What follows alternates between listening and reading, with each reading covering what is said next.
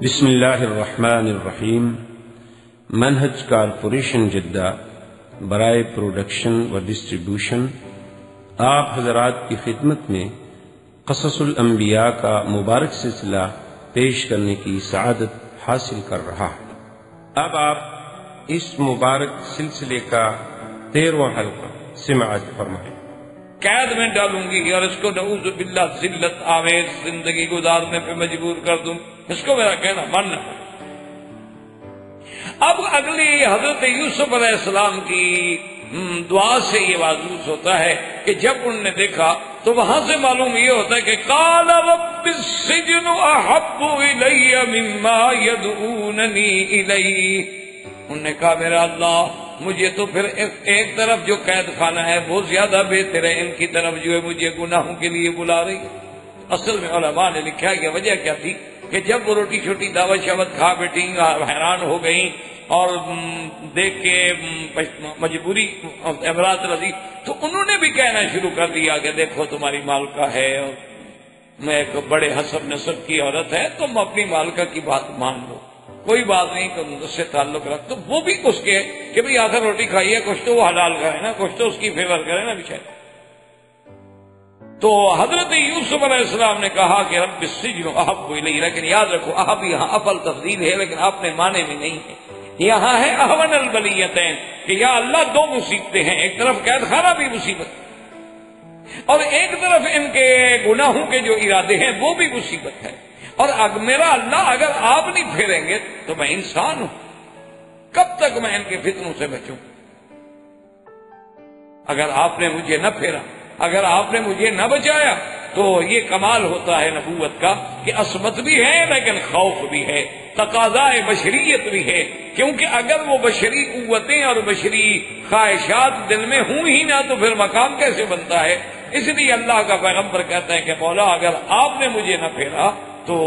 ہو سکتا ہے کہ میں بھی اس غلطی میں پڑ جاؤں اور اکن من الجاہلین، اور میں بھی جاہلوں میں سے ہو جاؤں، کیونکہ گناہ جب بھی آدمی کرتا ہے گناہ جہالت کی دلیل ہے، گناہ علم کی دلیل نہیں ہوتا۔ گناہ جب بھی ہوتا ہے تو جہالت،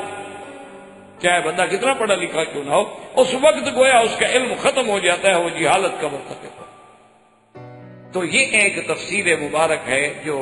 جمہور نے، علماء نے اور اکثر مفسرین نے یہ تفسیر فرمائی ہے، لیکن بعض علماء نے اس پہ ایک عجیب اشکال کیا ہے اس تفسیر پر۔ انہوں نے کہا کہ بھی یہ بات ہمیں سمجھنی ہے، کیونکہ قرآن یہ کہتا ہے کہ فلما سمعت بمکرہن، کہ جب بی زلیخا کو یا امرأۃ العزیز کو ان کے مکر کے بارے میں پتہ چلا، لفظ ہے مکرہن۔ اچھا آگے یہی ابھی آپ لفظ ابھی قرآن کی آیت پڑھیں کہ وَإِلَّا تَصْرِفْ عَنِّي كَيْدَهُنَّ، کہ میرا مولا اگر آپ نے ان کے مکر کو، قید بمانا مکر، اگر ان کے مکر کو آپ نے نہ پھیرا تو ہو سکتا ہے کہ میں بھی الجھ جاؤں۔ وہاں بھی لفظ قید ہے، پہلے لفظ مکر ہے۔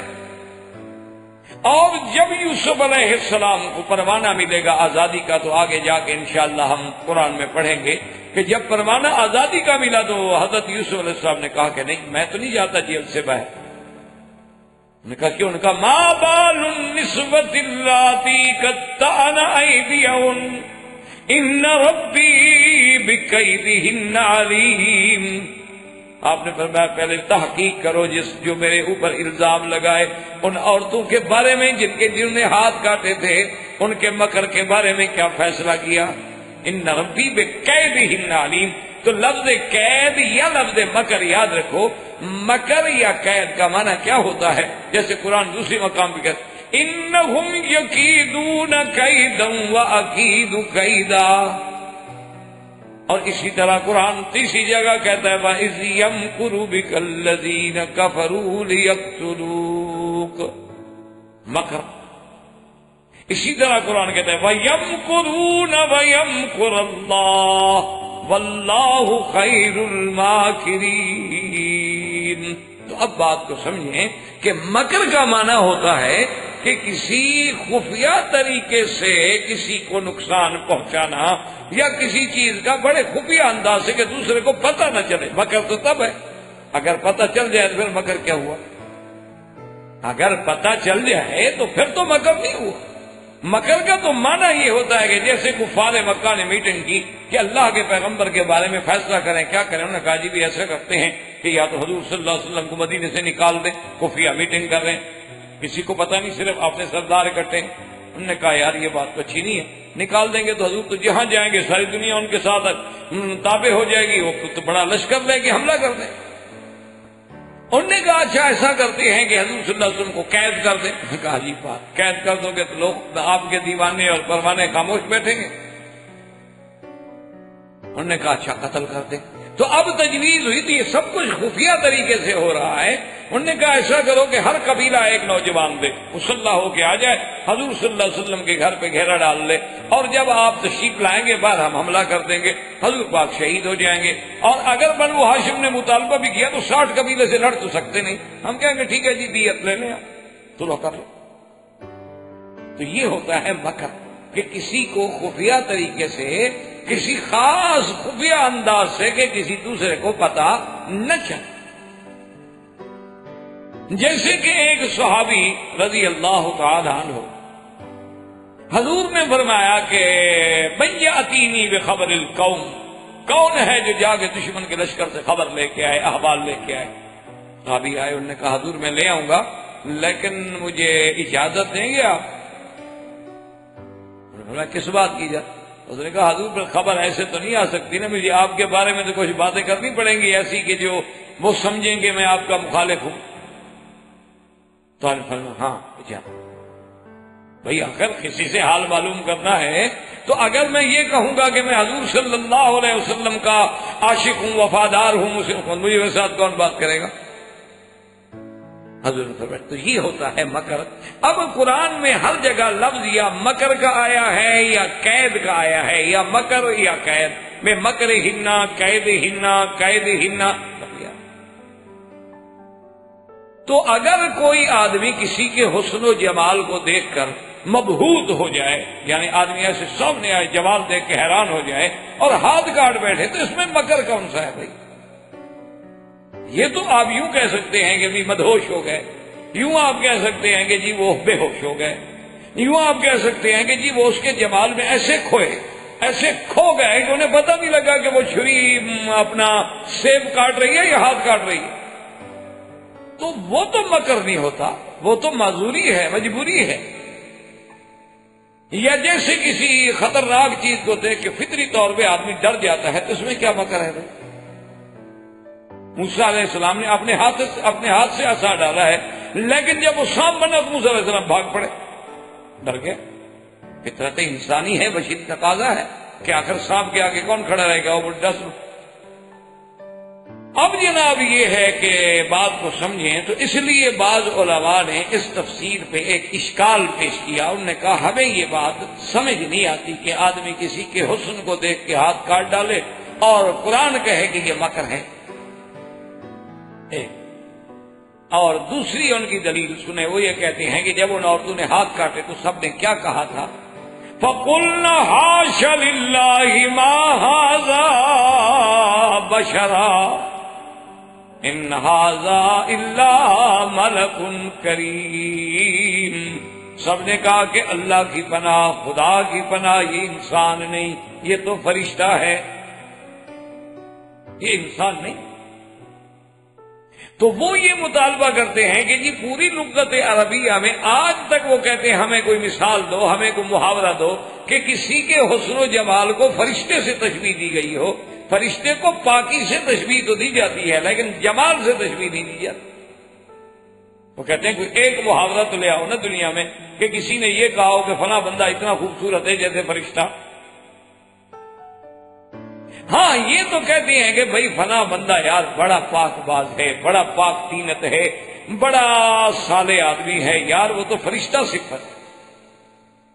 یعنی فرشتے کو تشبیہ جو ہے سیرت میں تو دی جاتی کیونکہ فرشتے گناہوں سے پاک ہوتے. تو فرشتے کی تشبیہ جو ہے یہ تو ہو سکتا ہے کہ یعنی وہ اتنا پاک انسان ہے یار، اتنا پاک باز بندہ ہے یار، کیا پوچھتے ہو یار، اس کو فرشتہ ہے. تو فرشتے کو تشبیہ جو ہے وہ کسی کی سیرت سے تو ہو سکتی ہے لیکن صورت سے تو کبھی نہیں ہو سکتی. کہ صورت سے کیسے تشبیہ دی گئی کہ انہوں نے کہا کہ ما ھذا بشرا ان ھذا الا ملک کریم، کہ یہ انسان نہیں، یہ فرشتہ ہے. تو اس لیے یہ اشکال ہوا. انہوں نے کہا کہ بھئی یہ چیزیں جو ہے، ایک تو ان کا یہ کہنا کہ ما ھذا بشرا ان ھذا الا ملک کریم، ایک یہ کہنا، اور ایک ان کا قرآن پاک میں بار بار جو لفظ مبارک آیا ہے فلما سمعت بمکرہن، اور آگے جا کے قرآن کہتا ہے کہ حضرت یوسف نے جب دعا مانگی کہ یا اللہ مہربانی کر الا تصرف عنی کیدہن، اور آگے قرآن جا کے کہتا ہے ما بال النسوۃ اللاتی قطعن ایدیہن ان ربی بکیدہن علیم. تو ہر جگہ قید اور مکر کا لفظ ہے. یہ قید اور مکر کیا ہے کہ آدمی جمال دیکھ کے مبہوت ہو جائے. تو انہوں نے کہا کہ دراصل بات یہ ہے کہ فلما سمعت بمکرہن ارسلت الیہن، کہ جب امرات العزیز کو ان کے مکر کے بارے میں پتہ لگا. کیا مانا؟ انہوں نے سنا کہ بعض عورتیں فلاں وزیر کی بیوی، فلاں بڑے آدمی کی بیوی، وہ آپس میں ملازموں نوکرانیوں کے ساتھ، کنیزاؤں کے ساتھ بیٹھتی ہیں تو کہتی ہیں عجیب بات ہے، یہ امرات العزیز تو کچھ، یہ تو انتہائی بے عقل عورت ہے، اس کا تو عقل ہی کوئی نہیں، ایک غلام کو بھی نہیں پھنسا سکی. اس کے مقابلے میں میں ہوتی نا تو میں ایسے چٹکیوں میں یوسف علیہ السلام کو پھنسلا دیں. یہ کوئی بات ہے کہ ایک نوجوان ہو اور جوانی ہو، جوش ہو، خون ہو، اور عورت کے مکر سے بچ جائے؟ یہ تو ذریعہ ہی کچھ نہیں، یہ تو ہے ہی بالکل عقل سے فارغ عورت. ایک نوجوان کو نہیں پھنسا سکی. کمال ہے. ایسے تو ہم ایک منٹ میں پھانس لیں. اگر ہمارے پاس یوسف ہوتا دیکھتے کہ کیسے بچ کے جاتا ہے. تو یہ مکر یہ تھا کہ بھئی وہ نہیں اس کو مکر میں لے آ سکی. وہ چلو کسی دھوکے سے، مکر سے، محبت سے، کسی انداز میں کسی طرح تو یوسف علیہ السلام کو پھانس دیتے تو کچھ بھی نہیں کر سکی. یہ تو کچھ بھی نہیں ہے. اس نے کہا اگر میں ہوتی تو یہ کر دیتی. کوئی بات ہے ہماری نظروں سے کوئی بچ کے تو دکھائے. بڑے بڑے جو پارسا بنتے ہیں ذرا آئے تو صحیح ہمارے سامنے. تو جب یہ باتیں چلنے لگی تو اب امرات العزیز نے ان کو دعوت دی کہ اچھا تمہیں اگر اپنے مکر و غرور پہ بڑا ناز ہے نا تو آگے دیکھ لو، میں نے بھی کوئی ایسا حربہ نہیں جو چھوڑا ہو، لیکن اس پر تو کچھ ہوتا ہی نہیں. آؤ چلو تم بھی دیکھ لو. تو یہ بھی امرات العزیز کا ایک مکر تھا. کیا مانا؟ کہ بظاہر تو دعوت دے رہی ہے، پارٹی کر رہی ہے، کھانے کھلا رہی ہے، بڑے اہتمام ہے، استقبال کر رہی ہے، اندر سے تو ذلیل کرنا چاہتی ہے ان کو. اندر سے تو ان کو بتلانا چاہتی ہے کہ جو تم مجھ پر الزام لگاتی تھی نا کہ میں نے ایک ملازم سے یہ کرا، دیکھو چلو بچاؤ، تم بھی اپنے آپ کو بچاؤ. تو یہ بھی مکر تھا.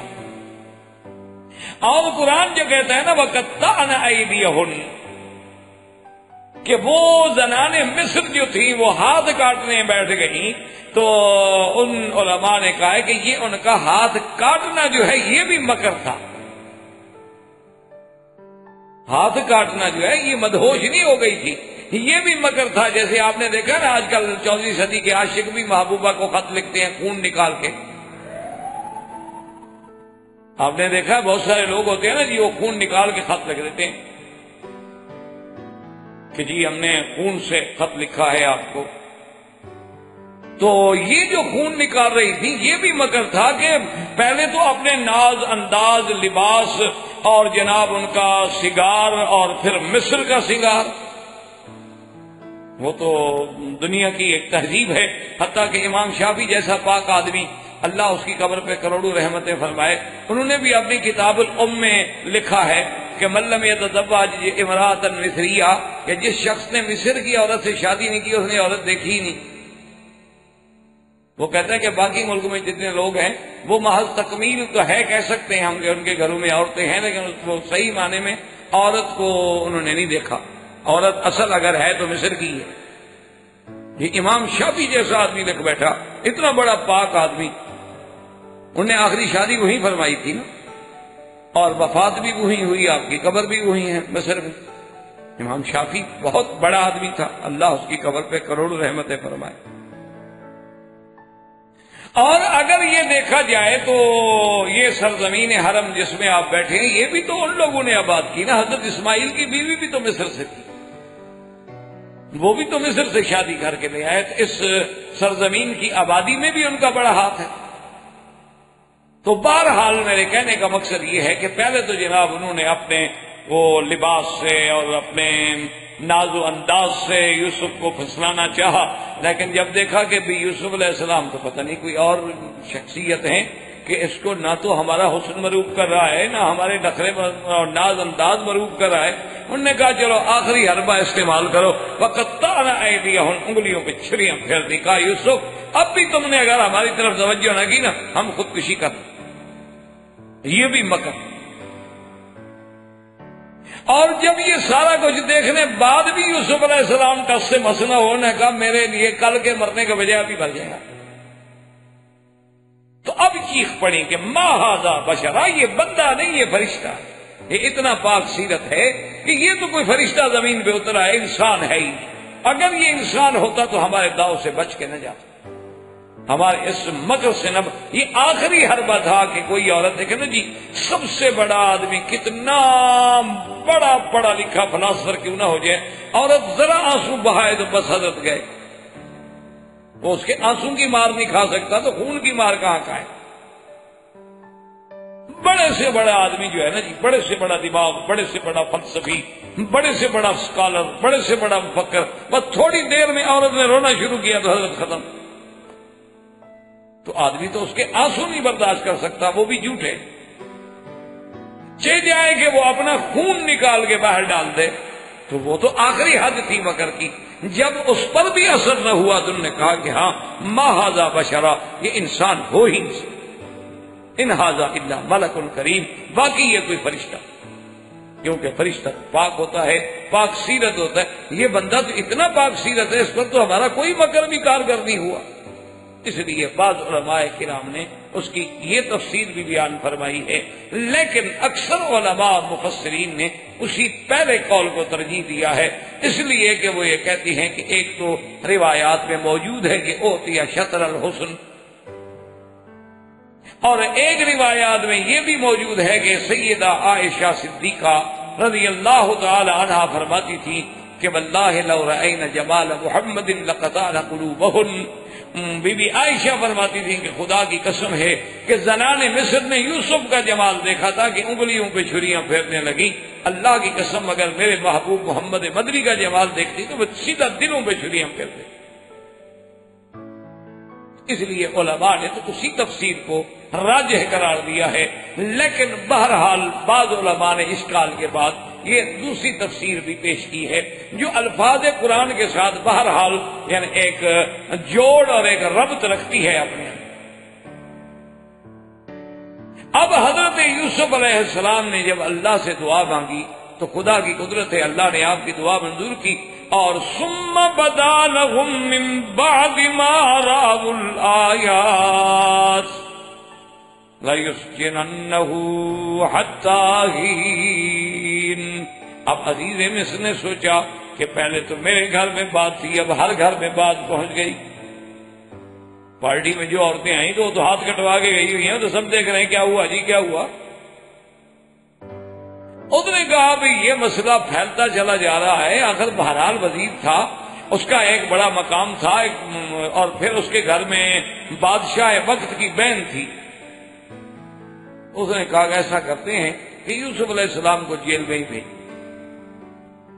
جب یہ جیل میں چلے جائیں گے تو کچھ عرصہ گزرے گا تو خدا کی قدرت ہے کہ آدمی خود بخود اس قصے کو بھول جاتا ہے. جب واقعہ گزرے گا تو زخم بھر جائیں گے, بات رہ جائے گی تو قصہ مک جائے گا, اور اس کے بعد جو ہے جیسے بھی ہوگا پھر آزادی مل جائے گی. لیکن وہ بڑے آدمی تو پھر ایسے ہوتے ہیں جی, آپ کو تو جیل میں بھیج دیا آپ پھر بھول گئے. بڑے لوگ تو پھر ایسے ہوتے ہیں. اب حضرت یوسف علیہ السلام جب جیل میں گئے اور تکلیفیں ہوئی تو پھر اللہ سے درخواست کی کہ مولا میں تو مصیبت میں. تو اللہ نے فرمایا کہ جبرائیل یوسف علیہ السلام سے کہو کہ آپ ہی نے تو کہا تھا کہ احب رب السجن واحب الیہ, مجھے قید خانہ زیادہ محبوب ہے ان کی باتوں سے. تم نے خود ہی کیوں نہ تھا قید خانہ تو برداشت کرو. اسی لیے حضور صلی اللہ علیہ وسلم کا حکم ہے کہ جب بھی بندہ دعا مانگے تو کہے العفو والعافیہ، کہ اللہ عافیت، اللہ عافیت عطا فرما۔ یہ نہ کہے کہ اللہ میاں اچھا بڑی مصیبت سے بچا لے، کوئی چھوٹی دے دے، کبھی نہ۔ اور اسی طرح ایک حدیث مبارک میں ہے کہ حضور پاک نے دیکھا کہ ایک آدمی دعا مانگ رہا ہے کہ اللہ مجھے صبر کی توفیق عطا فرما، اللہ مجھے صبر کی توفیق عطا فرما۔ آپ نے بلایا، آپ نے کہا خدا کے بندے صبر تو ہوتا ہی مصیبت پر ہے نا، پہلے مصیبت آئے گی تو صبر کرو گے نا، کیا مانگ رہے ہو اللہ؟ کیا مانگ رہے؟ ایک ہے کہ مصیبت آ گئی تو اب صبر مانگو اور صبر کرو بھی، ایک ہے کہ خود آدمی کہے کہ جی مجھے اللہ صبر کی توفیق عطا فرما اور صبر کی توفیق عطا فرما۔ اس کا مطلب ہے کہ تم مصیبت مانگ رہے ہو، اللہ سے جب بھی مانگو العفو والعافیہ، اللہ سے معافی مانگو اور عافیت مانگو، کیونکہ اللہ تبارک و تعالی کسی بندے کو کسی ابتلا میں نہ ڈالے۔ کوئی چھوٹی سی بات بھی ہو تو انسان بڑا ضعیف ہے، بڑا عاجز ہے، وہ برداشت نہیں کرتا، اس لیے ہمیشہ العفو والعافیہ مانگنا چاہیے۔ اور اسی سے قرآن پاک کے ان واقعات کی روشنی میں علماء نے فرمایا کہ دیکھ لو کہ 4000 سال پہلے ان کی تمدن و تہذیب کا یہ عالم ہے کہ پہلے تو جناب سارے بڑے بڑے لوگوں کی بیویاں بن سنور کے آ رہی ہیں یوسف کو دیکھنے کے لیے، پھر یوسف کو الجھانے کے لیے ہاتھ کاٹ رہی ہیں، اور پھر خود عزیز مصر کی بیوی اعتراف کر رہی ہے کہ میں نے پھسلانے کی کوشش کی ہے، وہ تو گناہوں سے بچا ہوا تو بچ گیا، اس نے تو کوئی ارادہ نہیں کیا۔ ان سب کے بعد جیل میں حضرت یوسف کو بھیجا جا رہا ہے، جیل میں حضرت یوسف علیہ السلام کو بھیجے جا رہے ہیں، اور یہی آج ہو رہا ہے۔ وہی تہذیب جاہلیت، وہی جاہلیت اولا جو تھی وہ آج بھی ہمارے ہاں رائج ہے۔ آج بھی اللہ تبارک و تعالیٰ معاف کرے، جیل میں وہی جاتا ہے جو بیچارہ مظلوم ہے، غریب ہے، جس کے کوئی آدمی ساتھ دینے والا نہیں، جو قانون کو ہاتھ میں نہیں لے سکتا۔ جیسے کہ کسی نے کہا کہ قانون تو ایک مکڑی کا جالا ہے، طاقتور اس کو توڑ ڈالتا ہے اور کمزور اس میں الجھ جاتا ہے۔ تو اس وقت کی تہذیب کا یہ عالم تھا۔ یوسف علیہ السلام جب جیل میں پہنچ گئے، اللہ کی شان دیکھیں کہ جب یوسف علیہ السلام کو جیل میں بھیجا گیا تو اسی دنوں میں، بالکل عین انہی دنوں میں، 2 آدمی اور بھی جیل خانے میں بھیجے گئے۔ جیسے یہ شاہی محل سے گئے تھے وہ بھی شاہی محل سے آئے۔ ایک جو تھا وہ تو تھا ساقی بادشاہ کا، یعنی وہ ان کے بار کا انچارج تھا، پلانے والا، اور ایک جو تھا وہ ان کے کچن کا انچارج تھا، مطبخ کا انچارج تھا۔ یہ دونوں آدمی تھے۔ اصل میں ان دونوں کو دشمنوں نے خرید کیا تھا کہ کسی طرح بادشاہ کو زہر دیا جائے، بادشاہ کو کسی طرح زہر دیا جائے کہ اتنا عرصہ ہو گیا بادشاہ ہے، اور اس کے بعد مخالفین نے فیصلہ کیا، انہوں نے ان 2 آدمیوں کو خریدا، ایک ساقی کو خریدا اور ایک مطبخ کے انچارج کو خریدا کہ یا تو خوراک میں بھی زہر ڈال دو، اور اگر وہاں سے بچ جائے تو پھر پینے پلانے میں بھی زہر ڈال دو، جان چھپے۔ سابقہ کتابوں میں یہ بات ملتی ہے کہ پہلے تو وہ دونوں راضی ہو گئے کہ ہمیں اتنے پیسے دے دو، ہم بادشاہ کو مار دیں گے۔ بعد میں وہ ساقی جو تھا نا وہ مکر گیا، اس نے کہا اس سے کہ بھائی میں نہیں سازش میں شریک ہوتا، اتنا میں رعایت کرتا ہوں کہ بادشاہ کو میں بتاؤں گا نہیں تمہاری سازش، لیکن میں شریک نہیں ہوتا، نہ تو میں اپنے اس پینے میں ملاؤں گا، اس کے مشروبات میں ملاؤں گا کوئی چیز، اور نہ میں اس مسئلے میں شریک۔ انہوں نے کہا ٹھیک ہے یار تم بزدل ہو گیا تو ہو جاؤ، میں نے تو فیصلہ کر لیا، میں تو کروں۔ لیکن کہتے ہیں کہ اس ساقی نے بادشاہ کو کہہ دیا کہ جناب اس طرح سازش ہو چکی ہے اور کھانا میں ہے، مسموم ہے، اس میں زہر۔ اب بادشاہ کے سامنے جب کھانا لگ گیا تو بادشاہ تھا آخر وہ، اور جناب وہ ساقی بھی آ گیا پانی کے لیے پلانے کے لیے، اور مطبخ کا انچارج جو ہے وہ کھانا لگوا رہا ہے۔ تو بادشاہ نے حکم دیا کہ بھی ایسا کرو، مطبخ کے انچارج سے کہا کہ بیٹھ جاؤ دسترخوان پہ، اور یہ جو کھانا لگا ہوا ہے تھوڑا تھوڑا پہلے تم کھاؤ، اور ساقی سے کہا کہ جو تم نے پانی اٹھائے ہوئے ہیں ان میں سے تھوڑا تھوڑا تم پیو، اس نے تو پی لیا، اس کو تو پتا تھا کہ میں نے کچھ نہیں ملایا۔ لیکن جب اس سے کہا کہ تم تھوڑا تھوڑا کھاؤ تو اس کو تو پتا ہے کہ اس میں تو اتنا بڑا خطرناک زہر میں نے ملایا ہوا ہے، کھایا میں تو گیا۔ انہوں نے کہا میں نہیں کھاتا، کیوں کھاؤ؟ تو آخر وہ جانوروں کو ڈالا گیا، وہ مر گئے، تو اس کی سازش پکڑی گئی، لیکن بادشاہ نے دونوں کو جیل بھیج دیا۔ بعض علماء کہتے ہیں کہ بھئی زیادتی کے طور پہ، اور بعض علماء یہ کہتے ہیں کہ ٹھیک ہے چلو ساقی اتنے عرصے تک تو سازش میں شریک رہا نا، یہ آخری وقت میں ہو سکتا ہے بزدل بن گیا۔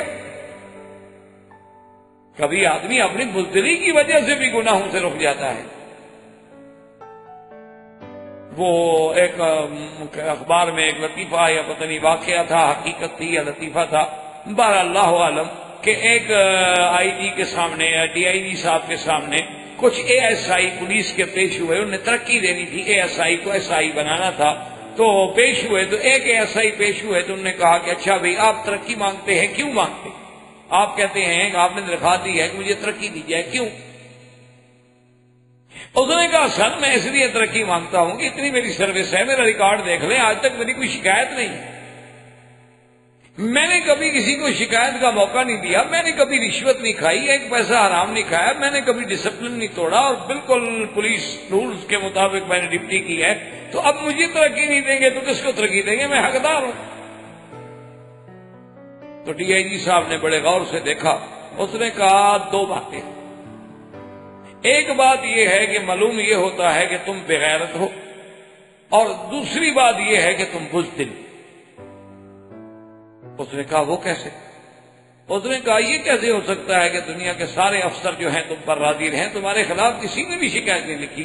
جو بھی افسر ہے اس نے تمہیں لکھا ہے کہ بڑے اچھے ریمارکس دیے ہیں کہ بڑا اچھا ہے، بڑا اچھا ہے، بڑا اچھا ہے، تو معلوم یہ ہوتا ہے کہ تم کو بغیرت قسم کے آدمی اپنے افسران کو بھی عورتیں شورتیں سپلائی کرتے ہوگے، اس لیے وہ خوش رہتے ہیں، ہمیشہ تمہیں اچھے مارک دیتے رہے۔ یہ کیسے ہو سکتا ہے کہ کوئی بندہ بھی کسی سے ناراض نہ ہو؟ انسان ہے، اس سے اگر 10 افسر گزرے ہیں کوئی تو بگڑ جاتا ہے نا۔ اور دوسری بات میں نے کہا بزدل ہو، تم نے رشوت اس لیے نہیں کھائی کہ شریف آدمی ہو، گناہ سمجھتے ہو، تم اس زہر کو ہضم کرنے کی طاقت نہیں رکھتے، رشوت کھانے کے لیے بھی تو بہادر آدمی چاہیے نا جو اس کو ہضم کر سکے۔ تم کمزور بندے ہو، ڈر کے مارے تم نے نہیں کھائی، اس لیے تمہیں ترقی کے بجائے میں ہیڈ کانسٹیبل بناتا ہوں، ریولٹ۔ انہوں نے کہا پولیس میں رہنے کے بعد ایسا آدمی میں نے زندگی میں پہلا دیکھا ہے کہ جس کے کریکٹر رول میں کوئی نوٹ بھی نہ ہو، یہ کوئی بات ہے؟ یہ کیسے ہو سکتا؟ کیونکہ یہ رشوت جو ہے زہر ہے، اس کو ہضم کرنا آسان تھوڑا ہوتا ہے، اس کے لیے بھی بڑے بڑے حوصلوں کی ضرورت ہے۔ تو اس لیے علماء نے لکھا ہے کہ ان سارے حالات کے باوجود بادشاہ نے ان دونوں کو جیل میں بھیج دیا کہ ابھی کچھ ہو جائے، اب تم کمزور پڑ گئے، تم نے ایک راز کھول دیا، پہلے تم شریک کیوں ہوئے؟ تو بہرحال دونوں جیل میں چلے گئے۔ اب جب جناب دونوں جیل میں آئے حضرت یوسف علیہ السلام کی خدمت میں، تو انہوں نے کہا کہ حضرت یوسف، اب نے دیکھا نا جی، اچھا علماء کہتے ہیں یہ حضرت یوسف کے پاس کیوں آئے؟ تو اس کی ایک وجہ تو علماء نے یہ بیان کی کہ ایک ہی سیل تھا نا جی، تھے تو شاہی خاندان سے قیدی بن کے آنے والے، تو ان کو ایک ہی جگہ رکھا گیا، باہر کے ایک ہو تو آپس میں ملیں گے اور کہا جائے۔ اور بعض علماء نے یہ لکھا کہ یوسف علیہ السلام کا جمال، یوسف علیہ السلام کا حسن، یوسف علیہ السلام کی سیرت و کردار، اور جیل میں آ کر بھی عبادت اور اللہ کے ساتھ لگاؤ، اللہ کا ذکر، اور کسی کے ساتھ بھی برائی نہ کرنا، ہر بندے کی خبر گیری کرنا، کوئی بیمار ہے عیادت فرما رہے ہیں، کوئی رو رہا ہے تسلی دے رہے ہیں، ہمدردی کر رہے ہیں اس کے ساتھ، یہ چیز جو تھی اس نے ان کو مجبور کیا کہ وہ یوسف علیہ السلام کے گرویدہ ہو گئے، اور کبھی کبھی آ کر یوسف علیہ السلام سے عجیب عجیب باتیں بھی پوچھا کرتے تھے اور یوسف صاحب بھی بتا دیتے۔ تو اب آئے، انہوں نے کہا جی ہم نے خواب دیکھا۔ وَدَخَلَ مَعَهُ السِّجْنَ فَتَيَانِ قَالَ أَحَدُهُمَا إِنِّي أَرَانِي أَعْصِرُ خَمْرًا وَقَالَ الْآخَرُ إِنِّي أَرَانِي أَحْمِلُ فَوْقَ رَأْسِي خُبْزًا تَأْكُلُ الطَّيْرُ مِنْهُ نَبِّئْنَا بِتَأْوِيلِهِ إِنَّا نَرَاكَ مِنَ الْمُحْسِنِينَ۔ دو نوجوان آئے، انہوں نے کہا کہ یوسف علیہ السلام ہم نے خواب دیکھا ہے۔ ایک نے کہا کہ انی ارانی اعصر خمرا، عاصر اسار کہتے ہیں نچوڑنا، کسی چیز کو نچوڑنا۔ اب شراب تو نہیں نچوڑا جاتا نا، نچوڑا تو انگوروں کو جائے گا، اس سے شراب نکلے گا، تو جب معال شراب ہے تو اس لیے کہا میں شراب نچوڑتا ہوں۔ انی ارانی اعصر خمرا، کہ میں ان چیزوں سے نچوڑ کے بادشاہ کے لیے جام شراب تیار کر رہا ہوں. وقال الآخر، اور دوسرے نے کہا انی ارانی احمل فوق راسی خبزا، کہ میں نے سر پہ روٹی اٹھائی ہوئی ہے، کھانا لگایا ہوا ہے، اور تاکل الطیر منہ، پرندے جو ہیں وہ اڑ اڑ کے اس کھانے کو کھا رہے ہیں. نبئنا بتاویلہ انا نراک من المحسنین، کہ یوسف علیہ السلام آپ مہربانی کر کے ہم دونوں کے خواب کی تعبیر بتلائیں. اچھا، اس میں بھی علماء کے دو قول ہیں. بعض علماء یہ فرماتے ہیں انہوں نے خواب شاب دیکھا ہی نہیں تھا، ایسے بات بنائی کہ چلو یوسف علیہ السلام کا امتحان تو کر. اور بعض علماء کہتے ہیں کہ نہیں، انہوں نے خواب دیکھا. اب حضرت یوسف علیہ السلام نے فرمایا، انہوں نے کہا کہ ٹھیک ہے، بڑی اچھی بات ہے. قال لا یأتیکما طعام ترزقانہ الا نبأتکما بتأویلہ قبل ان یأتیکما ذالکما مما علمنی ربی انی ترکت ملت قوم لا یؤمنون باللہ وهم بالآخرة هم كافرون واتبعت ملة آبائي إبراهيم وإسحاق ويعقوب ما كان لنا أن نشرك بالله من شيء ذلك من فضل الله علينا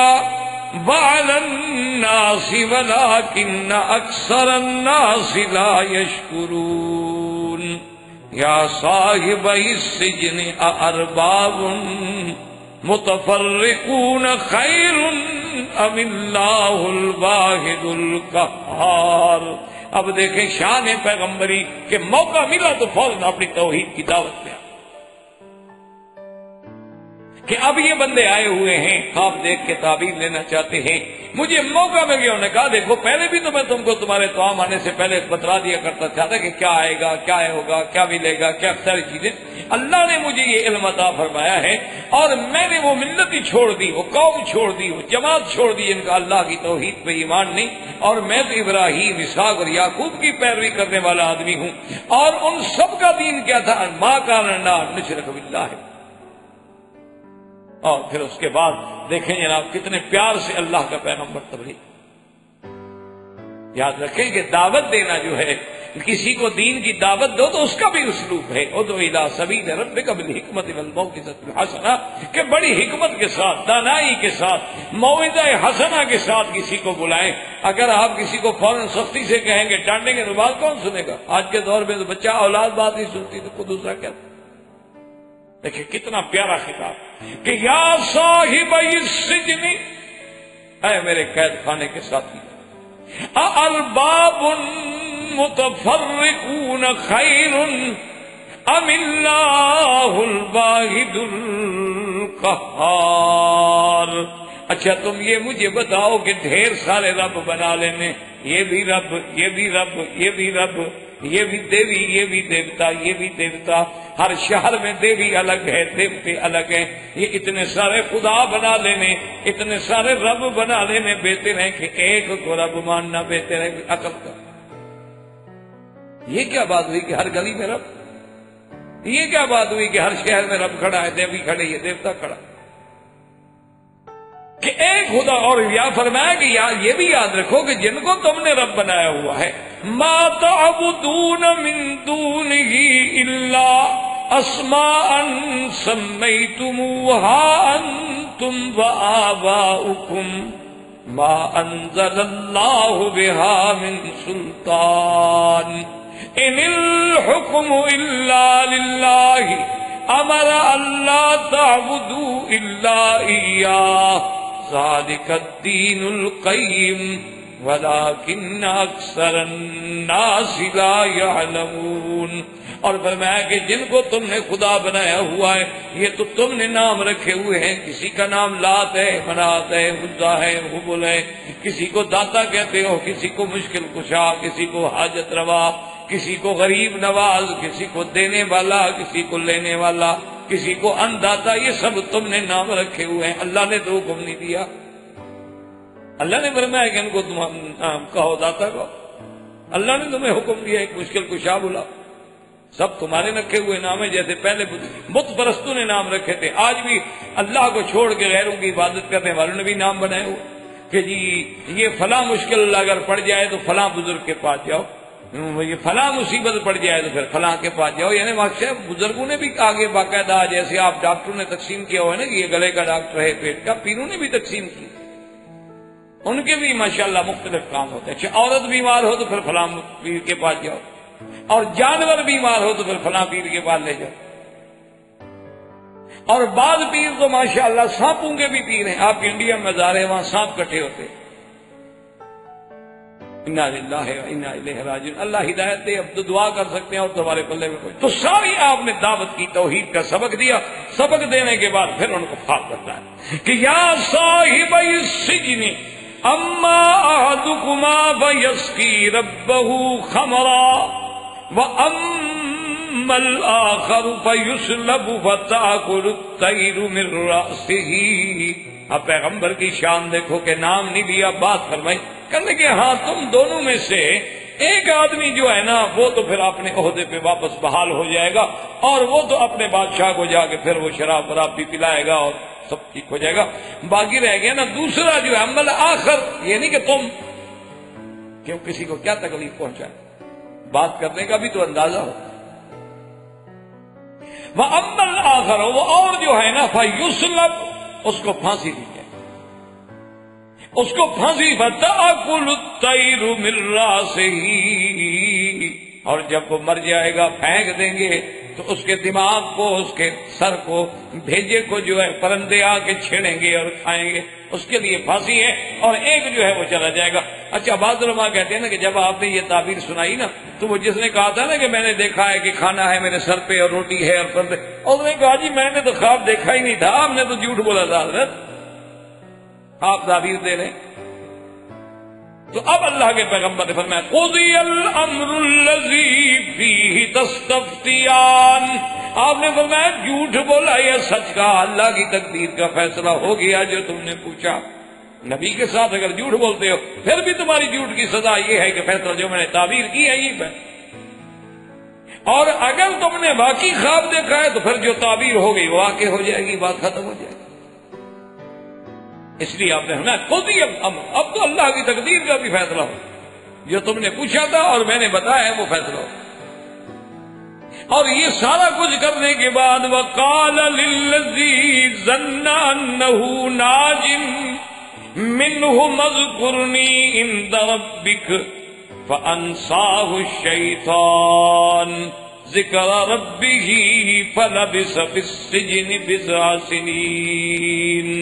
اور جن کے بارے میں آپ نے خواب میں تعبیر میں یہ بتایا تھا کہ تم اپنے عہدے پہ بحال ہو جاؤ گے، آپ نے فرمایا دیکھو تم اپنے عہدے پہ جا رہے ہو، کم از کم اب تم نے جا کے پھر ساقی گری کرنی ہے اور بادشاہ کی محفل میں جا کے تم نے پلانا ہے، تمہارا قرب تو حاصل ہو گیا، برات بھی تمہاری ہو گئی، اور بادشاہ خود تمہیں اسی وظیفے پہ بلا رہے ہیں، تو اب ایک میرا کام بھی کرنا کہ کم از کم بادشاہ سے یہ تو کہنا کہ تمہارے ملک میں یہی انصاف ہے کہ جنہوں نے چھیڑا، جنہوں نے مکر کیا، جنہوں نے بہلایا پھسلایا وہ تو گھروں میں عیش کریں، اور جو گناہوں سے بچا، جنہوں نے تمہارے شاہی گھرم کی عزت کی حفاظت کی، اس کو بے گناہ جیل میں ڈال دیا، کوئی عقل کی بات؟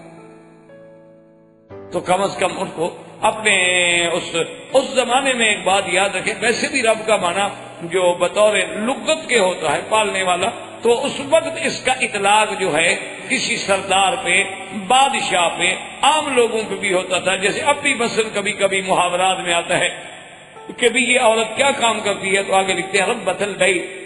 یہ گھر کی تربیت پہ یعنی نوکری نہیں کرتی، یا لکھ دیتے ہیں دکتورہ ہے یا فلاں ہے یا فلاں ہے، اگر وہ بیچاری کوئی کام نہیں کرتی کہیں گے ربۃ البیت، گھر کی مربیہ ہے، تو اس کو بھی اچھا اسی طرح کہتے ہیں رب الدار، یہ اس حویلی کا مالک ہے، لیکن اب حضور نے حکم دے دیا کہ کسی غلام کو یہ نہ کہا کرو عبدی، کیونکہ سب اللہ کے بندے، اور اسی طرح جو ہے کوئی آدمی اپنے مالک کو یہ نہ کہے ربی، بلکہ اس کو اپنا نام لے کے پکارے، کیونکہ سب اللہ کے بندے ہیں اور کوئی کسی کا رب نہیں ہے۔ لیکن اس دور میں اس لفظ کا اطلاق جائز تھا۔ اچھا خدا کی شان ہے، جب انساہ الشیطان ذکر ہو، وہ چھوٹ کے آ گیا، شیطان نے اس کے دل و دماغ سے یہ بات ہی نکالی۔ اچھا ویسے بھی اللہ معاف فرمائے، جب آدمی کا کام ہو جائے تو کون یاد کرے؟ وہ تو چھوٹ گیا، عہدہ بھی مل گیا، اقتدار بھی مل گیا، بادشاہ کی محفل میں بھی آ گیا۔ اچھا پھر کام بھی کھانے پلانے والا، کام بھی ڈپٹی بھی ایسی تھی نا، تو پلانے کے بعد ویسے اچھے اچھے ہوش والے بھی بے ہوش ہو جاتے ہیں، یہ کیا یاد رکھتا بدبخت؟ کام بھی ایسا تھا نا۔ فَأَنْسَاهُ الشَّيْطَانُ ذِكْرَ رَبِّهِ، اور بعض علماء کہتے ہیں کہ اس کا ضمیر یوسف کی طرف راجع ہے کہ یوسف علیہ السلام اپنے خدا کو بھول بیٹھے اور اس کو پیغام دے بیٹھے۔ بعض علماء یہ کہتے ہیں کہ بھئی یوسف علیہ، کیوں یہ بھی شیطان نے وسوسہ ڈالا کہ بھئی وہ ایسی بات کر بیٹھے، ورنہ جب اللہ نے کنویں سے نکالا تو مالک نے، اور تمہیں بچایا تو مالک نے۔ اسی لیے ایک آدمی آیا نا جی، تو وہ کہنے لگا حضرت یوسف علیہ السلام سے، کہتے ہیں وہاں کا جو جیلر تھا نا جی، وہ حضرت یوسف سے اتنا متاثر ہوا کہ آگے کہنے لگا، کہتے یوسف مجھے تو آپ سے محبت ہو گیا، خدا کے لیے میرے ساتھ محبت نہیں کرنا۔ یوسف علیہ انہوں نے کہا حضرت کیا بات؟ انہوں نے کہا اللہ ہے، میرے دل میں آپ کی اتنی محبت ہے، اتنی عقیدت ہے کہ میرے بس میں ہو تو میں تو ابھی آپ کو جیل سے نکال دوں، لیکن میں جیلر ہوں، میں نکال تو نہیں سکتا، البتہ یہاں جتنی سہولتیں آپ کو دے سکتا ہوں نا وہ آپ کو ملیں گی۔ لیکن آپ محبت سے کیوں؟ آپ نے فرمایا پہلے میری خالہ نے مجھ سے محبت کی تو مجھ پہ چوری کا الزام لگایا گیا، پھر اس کے بعد جناب میرے بھائیوں نے آ کے ابے کے سامنے محبت کا اظہار کیا تو جا کے مجھے جناب کنویں میں ڈالا، پھر ایک امراۃ العزیز تھی، اس نے بھی مجھ سے محبت کی، جو ہے جیل بھجوا دیا، تم اور محبت کر کے مجھے کہاں پہنچانا چاہتے ہو؟ انہوں نے فرمایا مجھے تو محبت راس ہی نہیں آئی کسی کی، میرے ساتھ جس نے محبت کی ہے میں محبت کا ڈسا ہوا تو ہوں، اور میں نے کیا جرم کیا ہے؟ تو اس لیے بعض علماء کہتے ہیں کہ فَأَنْسَاهُ کا ضمیر جو ہے حضرت یوسف علیہ السلام کی طرف راجع ہے، لیکن اکثر علماء کہتے ہیں اسی کی طرف راجع ہے کہ وہ جب چھوٹ کے گیا اس کے دل و دماغ سے وہ بات نکل گئی، اور اس کا نتیجہ یہ نکلا کہ حضرت یوسف علیہ السلام جو ہے ان کو لبث فی السجن بضع سنین، کئی سال جو ہے وہ جیل میں رہنا پڑا۔ اللہ تبارک و تعالیٰ کو منظور ہے انشاءاللہ زندگی باقی تو بات باقی۔ بآخر دعوانا الحمدللہ رب العالمین۔ برادران اسلام، واجب الاحترام دوستو، بھائیو، عزیز نوجوانوں، الحمدللہ دروس قصص الانبیاء علیہم الصلاۃ والسلام کے ضمن میں ہم سیدنا یوسف علیہ السلام کے قصے کو پڑھ رہے تھے، اور سیدنا یوسف علیہ السلام کا قصہ مبارک جس کو خود اللہ نے احسن القصص قرار دیا ہے، اور جس میں بہت بڑے عبر ہیں، بہت بڑے مواعظ ہیں، بہت بڑے حکم ہیں۔ سیدنا یوسف علیہ السلام کا قصہ مبارک اس مقام پہ ہم نے تقریباً چھوڑا تھا کہ جب یوسف علیہ السلام کے بارے میں زنان مصر نے مختلف باتیں کی تو ان کو عزیز مصر کی بیوی نے دعوت پہ بلایا، اور پھر یوسف علیہ السلام کو جب انہوں نے دیکھا تو اپنے ہاتھ کاٹ گئے۔ تو اب امراۃ العزیز کو ایک بات کہنے کا موقع ملا کہ یہ وہی شخص ہے جس کے بارے میں تم مجھے اپنے گھروں میں محفلوں میں بدنام کرتی ہو کہ میں ایک غلام کے حسن کا شکار ہو چکی ہوں، تم نے کیا کیا؟ بہرحال میں نے کوشش کی لیکن اس نے میری بات نہیں مانی، اور اگر یہ اسی بات پہ اڑا رہا تو پھر اس کو سزا بھگتنی ہوگی، کہ وہ صاحب اقتدار تھی عزیز کی بیوی۔ اب زنان مصر نے ہر قسم کے پھر ہتھ کنڈے استعمال کیے یوسف علیہ السلام کو پھسلانے کے لیے، تو یوسف علیہ السلام نے اللہ سے دعا مانگی کہ یا اللہ مجھے مہربانی فرما کہ ان کے اس ظلم سے بچا لے. یہ جس طرف مجھے بلانا چاہ رہی ہیں اس سے تو پھر وہ جیل جانا بہتر. عورتوں کے قید سے، عورتوں کے جال میں پھنسنے سے تو پھر وہ جیل کی جو زندگی ہے وہ بہتر. اور ساتھ یہ شان پیغمبر ہے، حالانکہ اللہ کے نبی معصوم ہوتے ہیں، لیکن یہ عظمت شان پیغمبر ہے کہ کہتے ہیں کہ اللہ تصرف انی کیدہن، کہ میرے اللہ اگر آپ نے ان کے اس جال مکر کو نہ پھیرا مجھ سے، ہو سکتا ہے میں بھی بشر ہوں، انسان. یہ تواضع ہے اور مقام بشریت کا تقاضا. اللہ تبارک و تعالی نے سیدنا یوسف علیہ السلام کی دعا سن لی،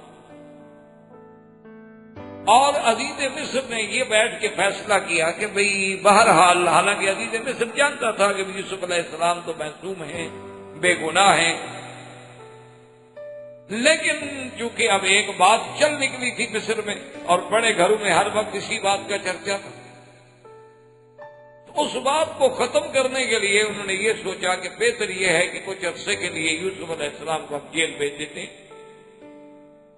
جب انہیں جیل بھیج دیا جائے گا تو یہ معاملہ جو ہے خود بخود ٹھنڈا ہو جائے گا اور لوگ چپ ہو جائیں گے. اگر وقت گزرنے سے زخم بھر جاتے تو یوسف علیہ السلام کو بغیر کسی جرم کے اور بغیر کسی گناہ کے انہیں جیل میں بھیج. یعنی اس سے جہاں ایک طرف یوسف علیہ السلام کی مظلومیت تو دوسری طرف اس دور کے سرمایہ دار اور برسر اقتدار لوگوں کی ذہنیت کا بھی پتہ چلتا ہے کہ جانتے ہیں بے گناہ ہے. یعنی عزیز مصر خود کہہ چکا ہے اپنی بیوی سے کہ تمہاری غلطی ہے، یوسف علیہ السلام تو بے گناہ ہے. یہ جانتے ہوئے کہ بے گناہ ہے، لیکن ہماری عزت پہ چونکہ بات ہو رہی ہے لہٰذا جیل بھیج دو. اس لیے علماء نے لکھا ہے کہ اقتدار پہ بیٹھنے کے بعد یہ کھیل نئے نہیں ہے، یہ بہت پرانا. یہ اقتدار کی کرسی ایسی چیز ہوتی ہے کہ اس پہ بیٹھنے کے بعد پھر بہت کم لوگ ہوتے ہیں جن کی اللہ حفاظت فرماتے ہیں، ورنہ وہ انصاف پہ قائم نہیں رہتے. اب جب یوسف علیہ السلام جیل میں بھیج دیے گئے تو ان کے ساتھ دو آدمی اور بھی اسی زمانے میں اسی وقت میں تقریباً جیل میں آئے. ایک بادشاہ ریان کا ساقی تھا اور ایک اس کے مخبز کا یعنی باورچی خانے کا کچن کا انچارج. اس کی وجہ یہ تھی کہ ان دونوں نے اصل میں مل کے سازش کی تھی کسی سے پیسے لے کر بادشاہ کو زہر دینے کی. سازش میں دونوں شریک تھے، لیکن بعد میں کچھ گھبرا گیا. وہ ساقی جو تھا جس کی ذمہ شراب پیش کرنا تھا وہ کچھ گھبرا گیا، لیکن طباخ نے کھانے کے اندر زہر ملا دی اور جب کھانا چن لیا گیا، دسترخوان پہ لگ گیا، بادشاہ جانے لگا تو ساقی کہنے لگا کہ کھانے میں زہر. وہ ڈر گیا، گھبرا گیا اور اس سازش پر وہ قائم نہ رہے اور یہ سوچا کہ اچھی بات یہ ہے کہ میں اس راز کو کھول دوں، بجائے اس کے کہ اور کوئی کھولے تو مجھے ایک تو یہ ہے کہ میں بچ جاؤں گا، دوسرا ہو سکتا ہے مجھے انعام و اکرام سے بھی نوازا جائے کہ میں نے اینڈ ٹائم بتا کے بادشاہ کی جان بچا لی. تو بادشاہ نے حکم دیا اور جو مطبخ کا انچارج تھا اس نے کہا کہ نہیں، ساقی نے شراب میں زہر ملائی. بادشاہ نے حکم دیا کہ شراب سے ساقی کو پلایا جائے اور کھانے سے اس باورچی کو کھلایا. اب اس نے تو پی لیا، اس کو تو پتا تھا کہ شراب اس میں کوئی زہر شار نہیں ہے، لیکن جب اسے کہا گیا ابھی تم کھانا کھاؤ تو اس نے انکار کر دیا. جب اس کھانے کو کسی جانور کے آگے ڈالا گیا وہ مر گیا تو تسلی ہو گئی، یقین ہو گیا کہ اس میں زہر ہے. لیکن بادشاہ نے یہ مناسب سمجھتے ہوئے کہ بھی سازش میں تو دونوں شریک تھے، ایک آدمی آخر وقت میں صرف اظہار کر رہا ہے، ورنہ پہلے تو دونوں اس میں رازدان تھے، دونوں کو جیت گئی. اب جب وہ دونوں تیل میں آ گئے اور یہ باتیں کتاب تلمود میں بھی، تورات میں بھی اور کتب سابقہ کے روایات میں بھی باتیں موجود ہیں کہ یوسف علیہ السلام جب جیل میں گئے تو انہوں نے تو جیل کو ایک قسم کی مسجد بنا دی، کیونکہ جب اللہ والا ایک اللہ کا پیغمبر تو صبح و شام درس، تبلیغ، دعوت، ذکر، عبادت، اور ایسا ماحول بن گیا کہ ہر آدمی جو تھا جیل کا وہ دیوانہ ہو۔ اسی طرح تاریخ میں اب بھی یہ بات موجود ہے کہ عطا اللہ شاہ بخاری رحمۃ اللہ علیہ امیر شریعت جن کا لقب تھا، انگریزوں کے زمانے میں انہیں جیل میں بھیجا گیا تو شاہ جی رحمۃ اللہ علیہ صبح کے وقت میں قرآن شریف پڑھتے تھے، اور اتفاق سے وہ بارک جو تھی جس میں شاہ صاحب کو رکھا گیا تھا وہ سپرنٹینڈنٹ جیل جو ہے اس کی کوٹھی کی دیوار کے ساتھ ملتی تھی۔ باہر کی طرف کوٹھی تھی، اندر کی طرف بارک تھی، کیونکہ بڑے بڑے جو اہم قیدی ہوتے تھے ان کو خصوصی طور پر سیلوں میں رکھا جاتا تھا۔ تو اس کی بیگم جو ہے اس انگریز سپرنٹینڈنٹ جیل کی بیوی جو تھی، تو وہ کبھی کبھی صبح کے ٹائم پہ جب اٹھتی تو اپنے لان میں اس کے پھول وول لگے ہوئے تھے، تو وہ صبح اٹھ کے ذرا چلتی واک شاک کرنے کے لیے، تو کانوں میں آواز جب آتی تو دیوار کے ساتھ کان لگا کے کھڑی ہو جاتی، اور شاہ جی تو اپنا اندر جیل میں بیٹھے پڑے، انہیں تو نہیں پتا کہ کوئی آدمی سن رہا ہے ادھر سے، وہ تو اوپر جیسے اس مسجد میں اوپر روشن دان ہے، اونچے اونچے روشن دان ہوتے ہیں کہ چلو ہوا شوا کا گزر ہو جائے، لیکن کوئی جیلی قیدی جو ہے وہ نکل۔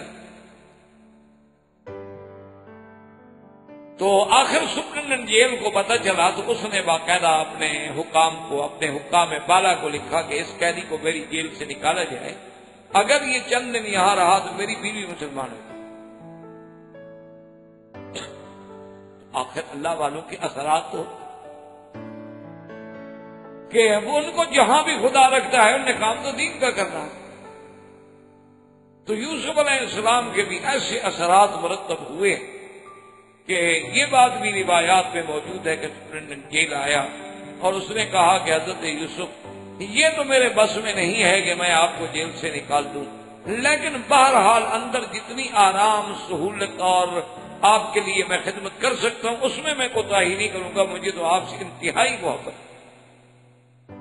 تو یوسف علیہ السلام نے فوراً گھبرا کے فرمایا، انہوں نے کہا بھائی تم میری خدمت کرو نہ کرو لیکن مجھ سے محبت نہ کرنا۔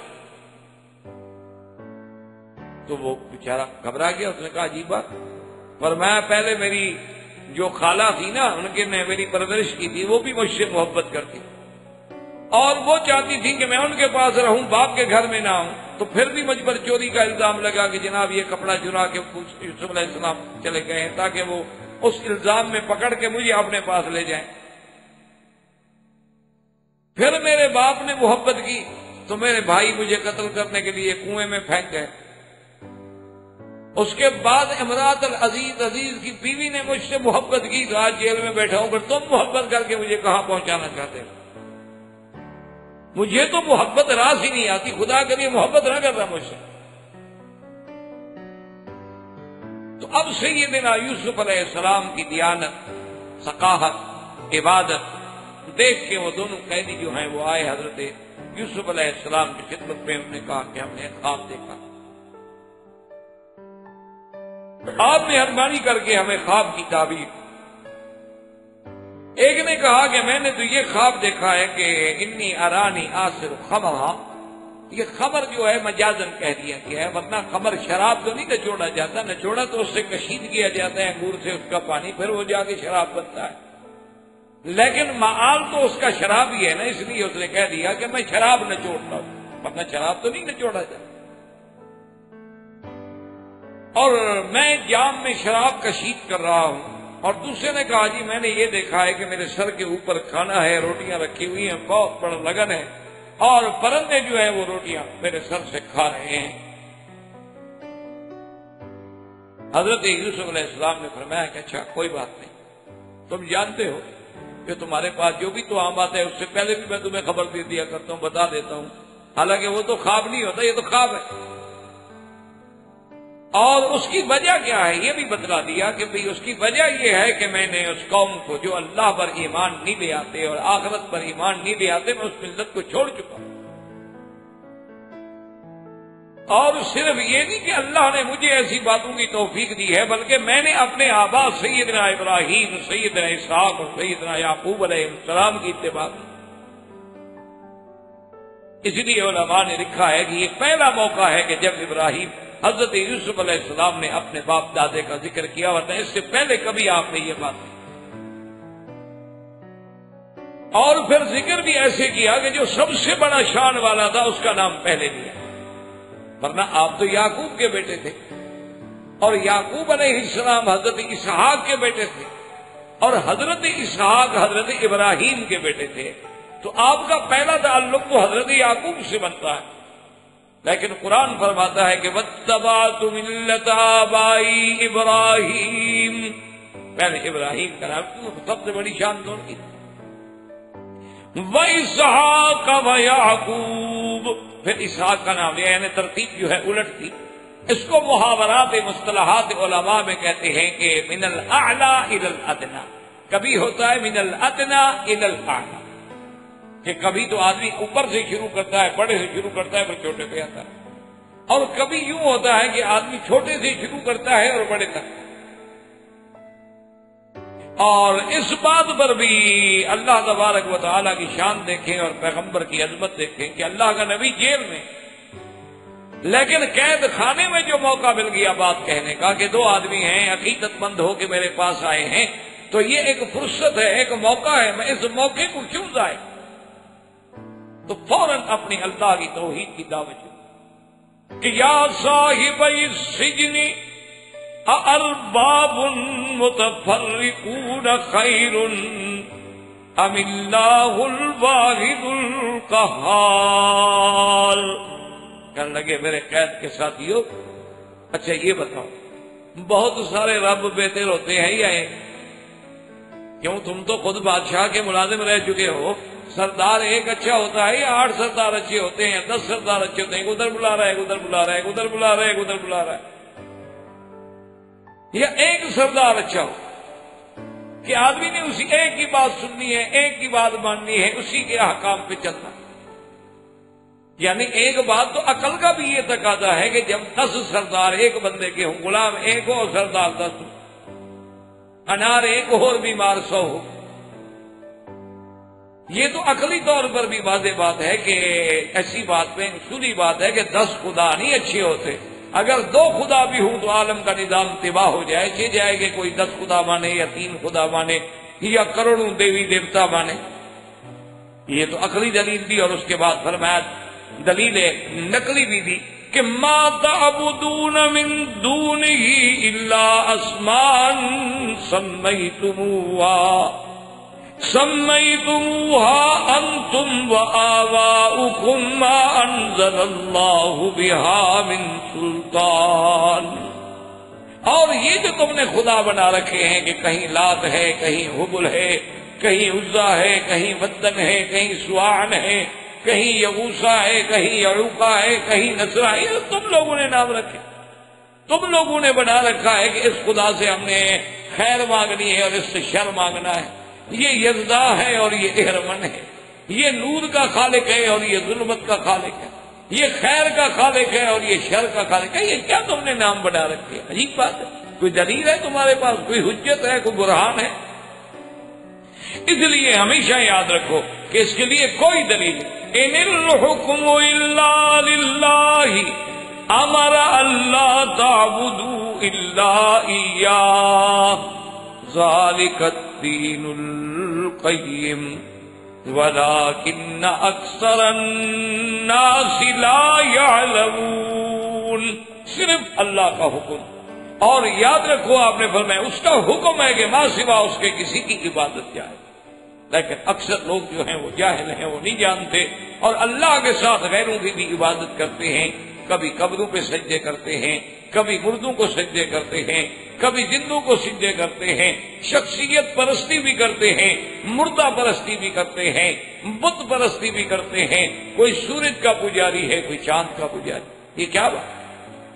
یعنی اس سے ایک سبق ملا کہ داعی حق جو ہوتا ہے، یعنی دعوت دینے والے کا یہ کام ہے کہ جب بھی موقع ملے پھر اپنی دعوت کو وہ نہ بھول، فوراً سب سے پہلے اپنی دعوت کی بات، اسی لیے علماء کہتے ہیں کہ آدمی یہ نہ دیکھتا رہے ایک موقع مل گیا ہے، اللہ تبارک و تعالیٰ نے ایک ذریعہ بنایا ہے، ایک آدمی آپ کی طرف کسی حال میں متوجہ ہو گیا ہے، آپ اپنی بات کو کریں، آپ اپنی دعوت اس کے سامنے رکھیں۔ اور دوسرا یہ ہے کہ اسلوب دعوت دیکھیں۔ اللہ تبارک و تعالیٰ کے پیغمبر نے ایسی بات جو ہے کیسے بیان فرمائی کہ وہ قید میں بیٹھے ہیں، لیکن وہ کہتے ہیں یا صاحب السجن، تم تو میرے قید کے ساتھی ہو گئی، تم تو میرے دوست ہو، تم تو میرے صاحب ہو، ہم تو کٹھے اس مصیبت میں پڑے ہوئے ہیں۔ یہ نہیں کہتے کہ بھئی تم تو کافر ہو، تم تو غیر اللہ کی پوجا کرنے والے ہو، یہ بات نہیں کرتے۔ بڑا اسلوب ہے، انداز ہے، بیان ہے۔ اور اس لیے کہ جب دعوت پیغمبرانہ کے مطابق، جب اسلوب کریمانہ کے مطابق آپ کسی سے بات کریں گے تو وہ بات اصل،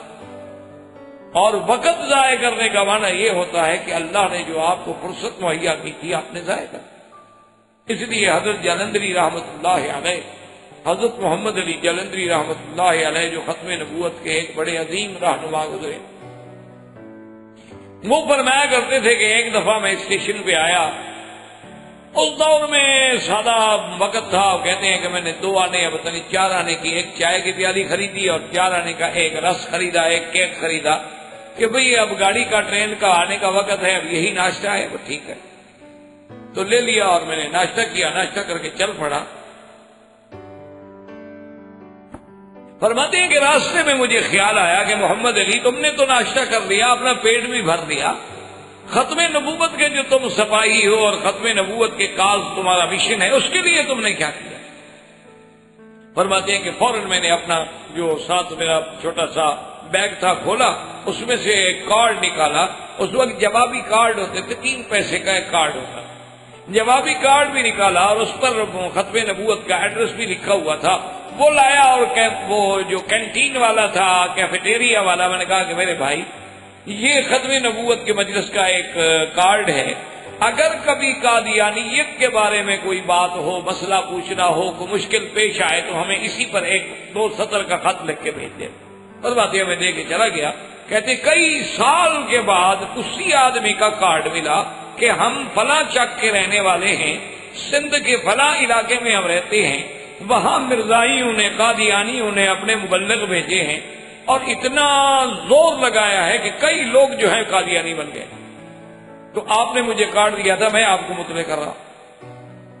مولانا فرماتے ہیں کہ ہمیں کارڈ ملا، ہم نے اسی وقت بیٹھ کے فیصلہ کیا، مولانا لال حسین اختر کو بلایا، مولانا محمد حیات صاحب کو بلایا، اور بڑے بڑے علماء جو اس مسئلے پر ماہر تھے اور اس مسئلے پر اتھارٹی تھے، ان سب کو لے کر ہم اس بستی میں پہنچے، جلسے کیے، تقریریں کی، مرزائیوں کو دعوت مناظرہ دی۔ وہ جب آئے تو شکست کھا گئے، اور جن لوگوں کو مذبذب ہو گئے تھے یا قادیانی ہو گئے تھے، اللہ نے پھر ان کو اسلام نصیب فرمایا۔ تو فرماتے ہیں کہ اگر وہ میں چھوٹی سی غلطی کرتا کہ اگر وہ کارڈ نہ دیتا تو اس بیچارے کو کیا پتا میں نے کس کو کہا، لیکن میں نے اس وقت کو ضائع نہیں کیا، اپنی جماعت کا، اپنے منشور کا پیغام میں نے پہنچا دیا، اللہ نے اس کو ذریعہ بنایا کہ کتنے لوگوں کا ایمان بچ گیا۔ اس لیے ہمیشہ اس بات کو یاد رکھا کریں۔ یہ آج کل ہماری جدید تہذیب جو ہے نا جی، اس میں کچھ یہ ہو گیا ہے کہ دیکھو جی ہم تو مولوی صاحب کو ملنے گئے تھے اور مولوی صاحب نے تو اپنی تکلیف شروع کر دی، یار ان مولویوں کو کوئی پتہ نہیں بیماری لگی ہوئی ہے کیا لگا ہو، یہ بات نہیں ہوتی، بلکہ ان پر شرعاً ذمہ داری ہوتی ہے کہ آپ میرے پاس آئیں، کسی بہانے سے آئے ہیں تو بات سنیں گے، پتہ ہے ویسے تو آپ نہ سنتے میری بات۔ اس لیے اللہ کے پیغمبر نے اپنی جیل کی زندگی کو سامنے نہیں رکھا، فوراً توحید کا سبق پڑھا اور اس کے بعد ان کو تعبیر کہ یا صاحب السجن اما احدکما فیسقی ربہ خمرا واما الاخر فیسلب فتأکل الطیر من رأسہ قضی الامر الذی فیہ تستفتیان۔ حضرت یوسف علیہ السلام نے فرمایا کہ میرے ساتھیو، اما احدکما، تم 2 میں سے ایک آدمی جو ہے وہ تو اپنے بادشاہ کو پھر جا کے جام پلائے گا،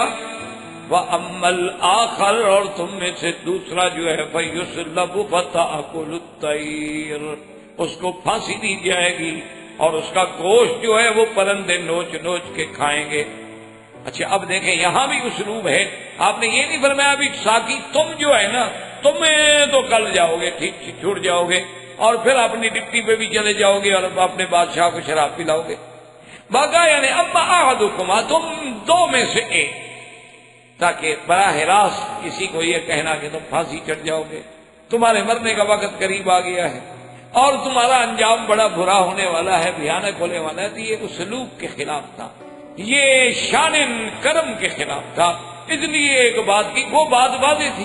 کہ بھئی آخر شراب تو اسی نے پلانا ہے جو ساقی تھا، اور جب دوسرے کے سر کے اوپر سے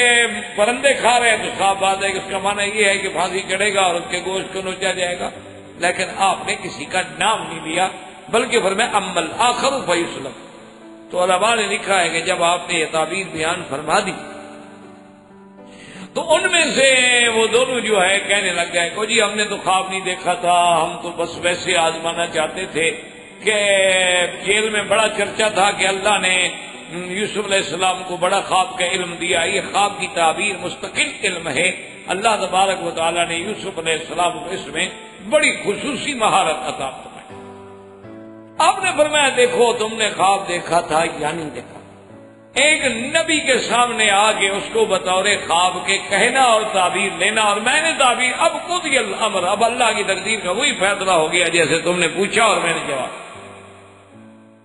اب جب یہ بات ہو گئی وقال للذي ظن انه ناج منه اذكرني عند ربك فانساه الشيطان ذكر ربه فلبث في السجن بضع سنين۔ اب اللہ پاک نے فرمایا کہ جب حضرت یوسف علیہ السلام کو تعبیر کے بعد یہ بات جو تھی گمان میں آئی، خیال میں آئی کہ ان دو میں سے ایک جو ہے اس کو تو نجات ملنے والی ہے، اس کو بلایا، اس کو کہا کہ دیکھو بات یہ ہے کہ تمہیں تو بہرحال نجات مل جائے گی، تم اپنے وظیفے بھی چلے جاؤ گے، اذکرنی عند ربک۔ یاد رکھیں کہ اس زمانے میں رب جو ہے بادشاہ کو بھی کہتے تھے، رب جو ہے وہ سردار کو بھی کہتے تھے، جیسے آج بھی محاورات میں عورت کو کہتے ہیں ربۃ البیت، اسی طرح کہتے ہیں رب الدار، فلاں حویلی کا مالک۔ تو یہ لفظ جو ہے بطور بادشاہ کے بطور مالک کے بھی استعمال ہوتا تھا، لیکن اللہ تبارک و تعالی نے جب سرکار دو عالم سیدنا محمد الرسول اللہ صلی اللہ علیہ وسلم کو بھیجا اور آپ کی شریعت چونکہ قیامت تک ہے، تو لہذا ان چھوٹے چھوٹے لفظوں کی بھی احتیاط کر دی گئی کہ بھی اب آپ کسی کو رب کہتے ہیں، آپ اپنے ملازم کو عبدی نہ کہیں کیونکہ ہر بندہ اللہ کا عبد ہے، آپ اس کو فتایا کہیں، فتات کہیں، لیکن عبدی نہ کہیں کیونکہ یہ لفظ جو ہے اس کی نسبت صرف اللہ کی طرف ہونی چاہیے۔ تو سرکار دو عالم کے زمانے میں شریعت میں ان الفاظ کا بھی خیال کیا گیا تاکہ کوئی قیامت تک شرک میں مبتلا نہ ہو سکے، ورنہ پہلے زمانے میں یہ لفظ عام استعمال ہوتا، اس لیے حضرت یوسف علیہ السلام نے فرمایا کہ بھی جب تم جاؤ تو بادشاہ کی محفل میں ذرا بات یاد کرا دینا کہ بھی یوسف علیہ السلام جو جیل میں بیٹھے ہوئے ہیں کیوں، کیا جرم ہے؟ بھئی وہ تو بے قصور ہے، ان کو تو بلا گناہ کے جیل میں بھیجا گیا، لیکن بہرحال اللہ تبارک و تعالی رحمت فرمائے تو اب اتنا عرصہ ہو گیا ہے اور میں جیل میں بیٹھا ہوں، تو کبھی کبھی ایسے لطیفے بھی ہو جاتے۔ وہ مثل مشہور ہے کہ ایک آدمی نے اپنے وزیر سے مذاق کرتے ہوئے اس کو جیل بھیج دیا، مذاق میں ہنسی خوشی میں کھیل رہے تھے اور وزیر سے حکم دیا کہ جیل جاؤ، جیل چلے۔ اچھا وہ حکم دینے کے بعد بادشاہ کچھ ایسے مصروف ہوئے کہ ان کو بات ہی بھول گئی کہ میں نے وزیر کو جیل بھیجا تھا، حالانکہ ان کو تو مذاق میں بھیجا گیا تھا، کوئی جرم تو تھا نہیں، وہ تو صرف ایک مذاق تھی اور آزمائش تھی کہ بھی دیکھیں یہ کیسے ہماری وفاداری پہ قائم رہتا ہے،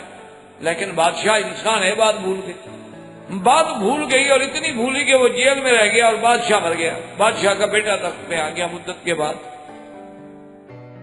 جب بادشاہ سلامت کا بیٹا تخت پہ بیٹھا تو اس نے کہا کہ بھئی ایسا کرتے ہیں کہ فہرست بناؤ کتنے قیدی پڑے ہوئے ہیں اور ان میں جو چھوٹے چھوٹے جرائم والے ہیں، کوئی ایسی بات ہے، ان سب کو معاف کرتے ہیں، جیل سے نکالتے ہیں تاکہ میں اپنے خوشی میں ان کو نکالوں۔ سب کی فہرستیں بن گئی، قیدیوں کو پیش کیا گیا، تو وزیر صاحب جب پیش ہوئے تو رو پڑے، اس نے کہا کہ بادشاہ سلامت اب آپ کو اللہ نے کرسی پہ بٹھایا ہے،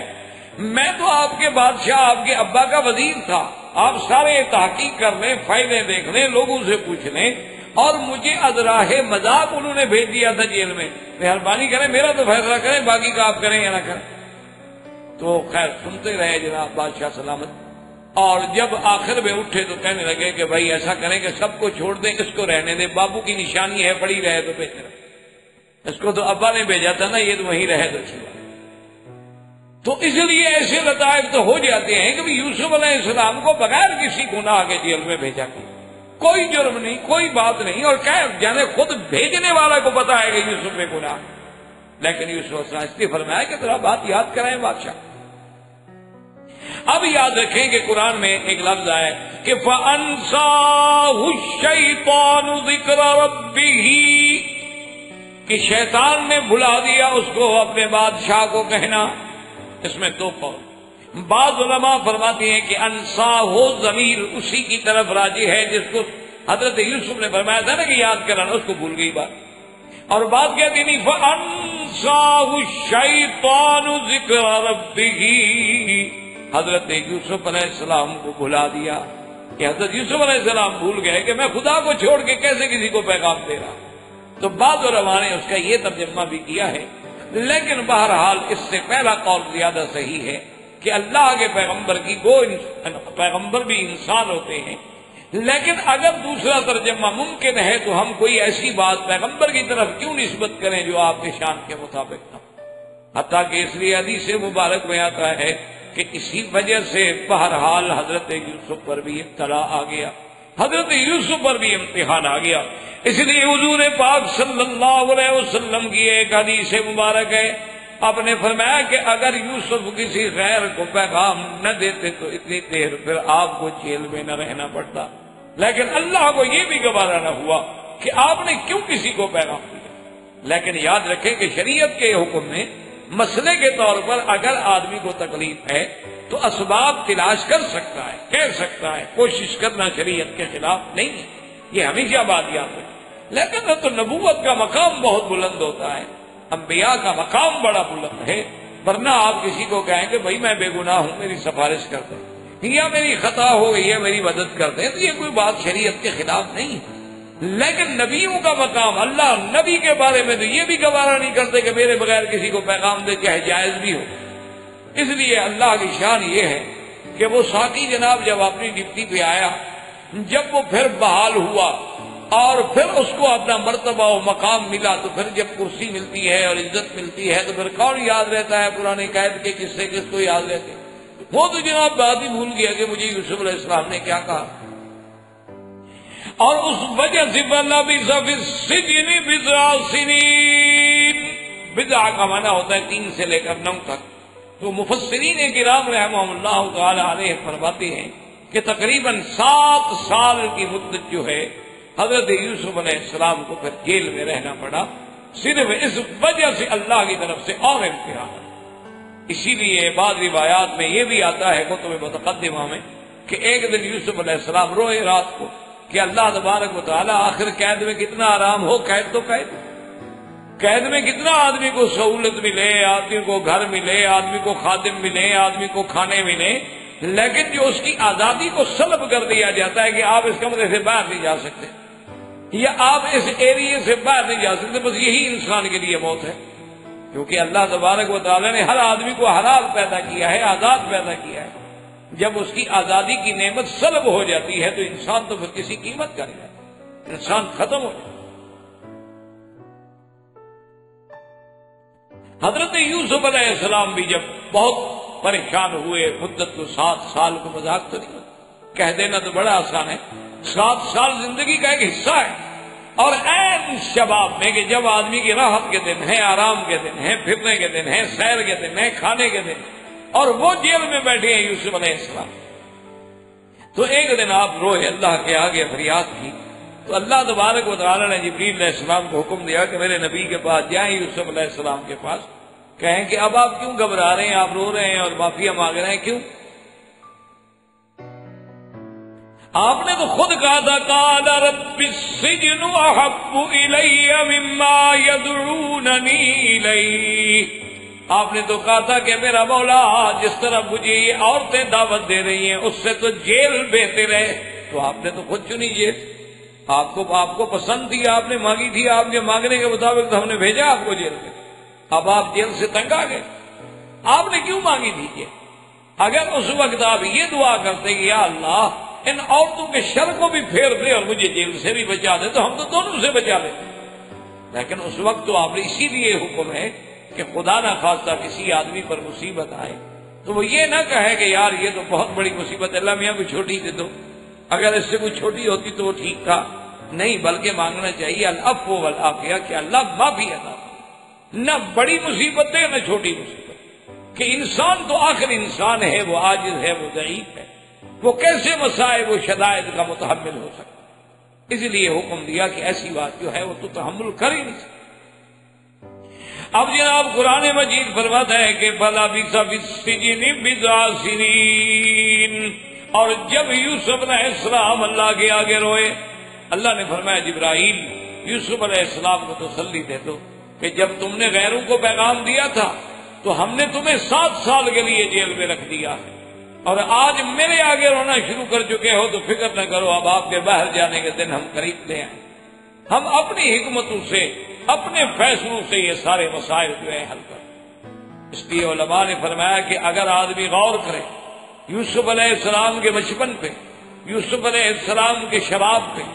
یوسف علیہ السلام کی محبت اپنے باپ سے، پھر بھائیوں کا یہ واقعہ، معلوم ہوتا ہے کہ قدرت ہر مرحلے پر یوسف علیہ السلام کی تربیت کر رہی۔ آپ دنیا میں دیکھتے ہیں نا جی، آج بھی اگر کوئی بادشاہوں کے بیٹے ہیں، آج بھی اگر بڑے لوگوں کی اولادیں ہیں تو وہ اپنی اولادوں کو اسی طرح کی تربیت دیتے ہیں، انہی سکولوں میں بھیجتے ہیں، انہی کالجوں میں بھیجتے ہیں، انہی یونیورسٹیوں میں بھیجتے ہیں کہ بھئی اس کو پھر اس مقام پہ آنے کے آداب آنے چاہیے تاکہ یہ اس مقام کو سمجھ سکے، اس کے پروٹوکول کو، اس کے سٹیٹس کو، اس کے ایڈیکیٹس کو، سب چیزوں کو یہ ذہن میں رکھ سکے، کیونکہ کل اس نے ہماری کرسی پہ بیٹھنا۔ اللہ تبارک و تعالیٰ چونکہ یوسف علیہ السلام سے اتنا بڑا کام لینے والے تھے کہ ملک مصر کا بادشاہ بنانا آپ کو مقصود تھا، تو ہر قسم کے ابتلا سے گزارا گیا، حسن و جمال کے فتنوں سے بھی گزارا گیا،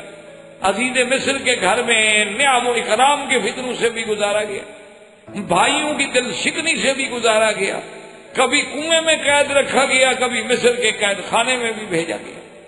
غلام بنا کے بازاروں میں بکوایا بھی گیا، چند کھوٹے سکے بھی قیمت لگوائی گئی،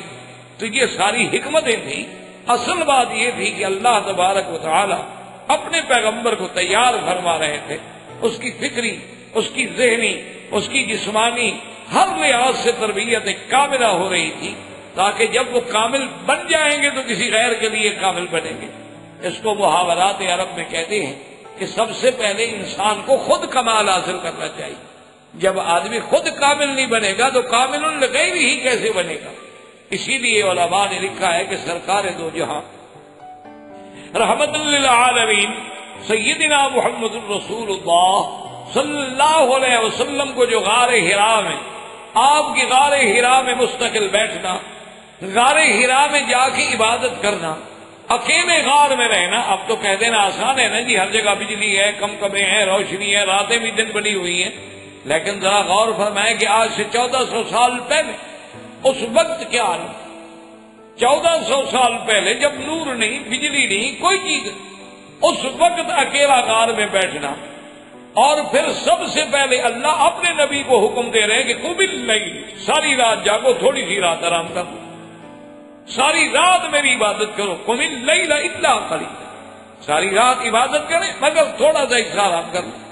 پھر اس کے بعد تھوڑی رعایت دی کہ نصفہ او انقص منہ قلیلا او زد علیہ، یا تو آپ ایسا کریں کہ آدھی رات آرام اور آدھی رات۔ احباب کرام، اس کے بعد اب آپ اس مبارک سلسلے کی CD نمبر 14 سماعت فرمائیں۔